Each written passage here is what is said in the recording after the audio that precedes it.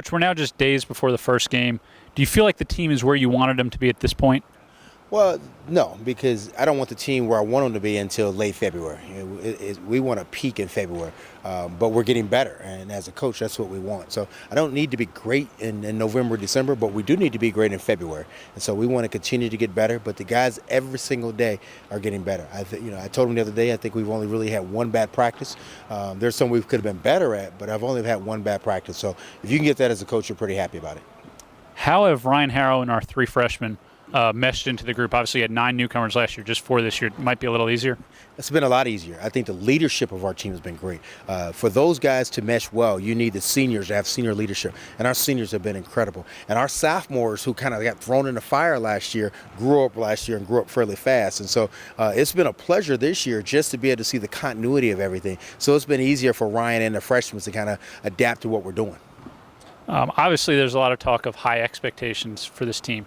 How do you talk with your team and manage those expectations within our group? Well, one of the things we talk about is circling our wagons. Again, what we don't want to do is we don't want to be too high, we don't want to be too low. You lose a game, everybody's ready to jump off the bandwagon, especially here at Georgia State. So we want to make sure that we manage our expectations. That, again, if we go undefeated, that's great, but the reality of going undefeated is probably not going to happen. So what we want to do is that we want to continue to get better, and we want to be able to shoot again, that we want to be able to peak that first and second week in February. We want to be playing our best basketball. So what we want to do is manage our expectations inside of our group. We have very high expectations inside of our locker room. We know that as a team, individually and as a team. And so if we do those, if we reach half of what we think we should, we're going to have a great year.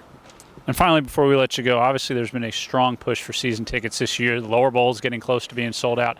How important is it for you and the team to have a great atmosphere, a great home court advantage here at the sports arena? Well, I think it's extremely important. We talk about expectations and those things. Again, you got to stay healthy. You need some luck, and you've got to have a great home crowd. And I want the people at Georgia State, we've got some special young men playing on our basketball program. And so you don't have this that often. And so what you want to be able to do is that when you do have it, you want to come out and you want to support it and you want to be a part of it. And I think that's what we're doing now. We've got something really special here, and we need everyone. This isn't the Ron Hunter team. It's not the Ryan Harrow team or the Devontae team. This is Georgia State. And so we want all of the people to really come and enjoy this. And again, our first year in the Sun Belt, we think we can do some special things, but we can't do this by ourselves. So we need people to come out and really support this group.